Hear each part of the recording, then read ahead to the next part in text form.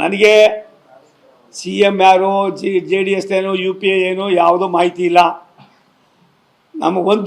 ನಮಗೆ ನಮ್ಮದೇ ಆದಂಥ ಒಂದು ಗಟ್ಟಿ ಧ್ವನಿಯ ಹೈಕಮಾಂಡು UPA ನಮ್ಮ ಪಾರ್ಟಿಯಲ್ಲಿ ಇದೆ. ರಾಷ್ಟ್ರದ ನಮ್ಮ ನಾಯಕರುಗಳು ಈ ದೇಶವನ್ನು ಯಾವ ರೀತಿ ತೆಗೆದುಕೊಂಡು ಹೋಗಬೇಕು, ಅದರಲ್ಲಿ ಕರ್ನಾಟಕವನ್ನು ಕೂಡ ಹೆಂಗೆ ತಗೊಂಡು ಹೋಗಬೇಕು ಅನ್ನೋದು ಅವ್ರಿಗೆ ಅನುಭವ ಇದೆ.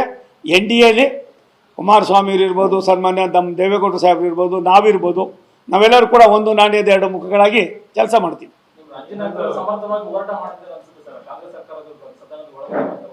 ಯಾರು? ನನಗೆ ಅದ್ರ ಬಗ್ಗೆ ಮಾಹಿತಿ ಇಲ್ಲ.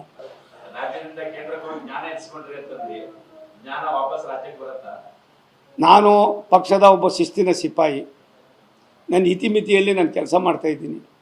ಒಂದು ಸತ್ಯ, ನನಗೆ ದೇಶ ಇಷ್ಟೊಂದು ವಿಶಾಲವಾದ ಮನೋಭಾವನೆಯಿಂದ ಧ್ವನಿ ಇಲ್ಲದ, ಆಸರೆ ಇಲ್ಲದ, ಸುಮಾರು ಯಾರೂ ಕೂಡ ಕಣ್ಣಿಗೆ ಕಾಣದೇ ಇರ್ತಕ್ಕಂಥ ಸಾವಿರಾರು ಲಕ್ಷಾಂತರ ಕೋಟ್ಯಾಂತರ ಜನರನ್ನು ಮುಖ್ಯವಾಹಿನಿಗೆ ತಂದಿರ್ತಕ್ಕಂಥ ಕೀರ್ತಿ ರಾಷ್ಟ್ರದ ಪ್ರಧಾನಮಂತ್ರಿ ನರೇಂದ್ರ ಮೋದಿಯವ್ರಿಗೆ ಹೋಗಬೇಕು ಅನ್ನೋದಕ್ಕೆ ಒಂದು ಸಾರಿ ನೀವು ಛತ್ತೀಸ್ಗಢಗೆ ಹೋಗಿ, ಒಂದು ಸಾರಿ ನೀವು ಜಾರ್ಖಂಡ್ಗೆ ಹೋಗಿ, ಅರುಣಾಚಲ್ ಪ್ರದೇಶಕ್ಕೆ ಹೋಗಿ, ಅಸ್ಸಾಂಗೆ ಹೋಗಿ, ತ್ರಿಪುರಾಗೆ ಹೋಗಿ, ಮೇಘಾಲಯಗೆ ಹೋಗಿ, ಅಲ್ಲಿಂದ ಬೇರೆ ಬೇರೆ ರಾಜ್ಯಗಳಿಗೆ ಬನ್ನಿ.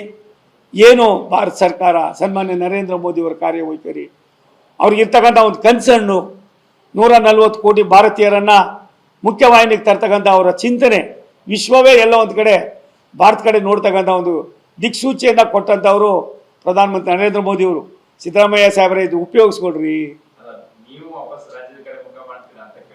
ನಾನು ಶಿಸ್ತಿನ ಸಿಪಾಯಿ ಅಂತ ಹೇಳಿದ್ದೀನಿ ತಂದೆ, ಅಷ್ಟಕ್ಕೆ ಸೀಮಿತವಾಗೋಣ. ನಾನಿವತ್ತು ಕರೆದಿದ್ದು ನಿಮಗೂ ಕೂಡ ಎಲ್ಲ ಒಂದು ಕಡೆ ಈ ಥರ ಬೆಳಕು ಚೆಲ್ತಕ್ಕಂಥದ್ದು. ನಾನು ಮಾತಾಡೋದ್ರೆ ಇನ್ನೂ 1 ಗಂಟೆ ಮಾತಾಡೋ ಅಷ್ಟು ನನ್ನ ಹತ್ರ ಸರ್ಕಿದೆ. ನೀವು ಹಾಕೋಕ್ಕಾಗೋದು ಇಲ್ಲ. ನೀವು ಒಂದು 2 ನಿಮಿಷನೋ 3 ನಿಮಿಷನೋ 1 ನಿಮಿಷನೋ 20 ಸೆಕೆಂಡೋ 30 ಸೆಕೆಂಡೋ ಕೊಡ್ತೀರಿ. ಅದಕ್ಕೇನೇನು ಬೇಕೋ ಒಂದಷ್ಟು ಗರಂ ಮಸಾಲೆ ನೀವೇ ಇಲ್ಲಿ ತಗೋತೀರಿ. ಅದನ್ನು ಮಾಡುವಾಗ ನಾನು ವಿನಂತಿ ಮಾಡ್ತೀನಿ, ದೇಶ ಇದ್ದರೆ ಮಾತ್ರ ನಾವು ಸರ್, ದೇಶ ಇಲ್ಲ ಅಂದರೆ ನಾವು ಯಾರೂ ಅಲ್ಲ ಸರ್. ಇದು ನನ್ನ 1 ವರ್ಷ 10 ತಿಂಗಳ ಸಂಕಲ್ಪ ಅನ್ನೋದಕ್ಕಿಂತ ಅನುಭವ ಸರ್. ನಾನು ರಾತ್ರಿ ಅರುಣಾಚಲ್ ಪ್ರದೇಶದಲ್ಲಿ ಚೈನಾ ಬಾರ್ಡ್ರನ್ನ BSFನಲ್ಲಿ ಇರ್ತೀನಿ. ರಾತ್ರಿ 1 ಗಂಟೆಗೆ ನನಗೆ ಫೋನ್ ಬರ್ತದೆ ಅಲ್ಲಿಗೆ. ಯಾರಿಂದ ಅಂತ ಕೇಳಬೇಡಿ.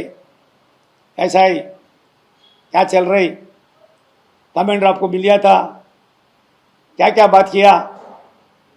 ಇದು ಈ ದೇಶ ರೀ. ಇದನ್ನು ಯೋಚನೆ ಮಾಡಬೇಕಾಯ್ತದ್ರಿ. ನಮ್ಮ ಹತ್ರ ಎಷ್ಟು ದುಡ್ಡು ಇದ್ರೆ ಏನಕ್ಕೆ ಬರ್ತದೆ? ದೇಶ ಇದ್ರೆ ಮಾತ್ರ ನಾವು ಏನಾಯ್ತು ರೀ ಇವತ್ತು ಪರಿಸ್ಥಿತಿ.